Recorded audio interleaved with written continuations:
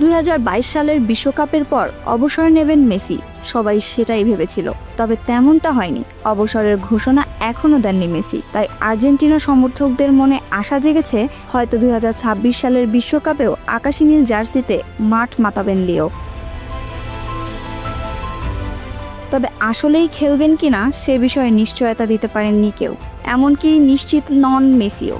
মেসিদের জাতীয় দলের হেড কোচ লিওনেল স্কালোনি বলেছিলেন, মেসির সিদ্ধান্ত মেসিকেই নিতে হবে।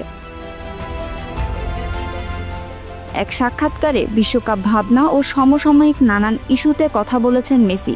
মেসি জানান, বিশ্বকাপ খেলার সম্পূর্ণ নির্ভর করছে ফিটনেসের উপর। তিনি আগে নিজের শরীরের অবস্থান বিবেচনা করবেন, তারপর চূড়ান্ত সিদ্ধান্ত নেবেন। মেসি বলেন, সত্যি কথা বলতে যদি ভেবে দেখি তাহলে মনে হয় এটা অনেক দূরের ব্যাপার, কিন্তু সময় যে কত দ্রুত চলে যায় তা আমরা জানি। দেখি আমি কেমন অনুভব করি। অবশ্যই আমি এটা নিয়ে ভাবি, কিন্তু কোনো লক্ষ্য ঠিক করতে চাই না।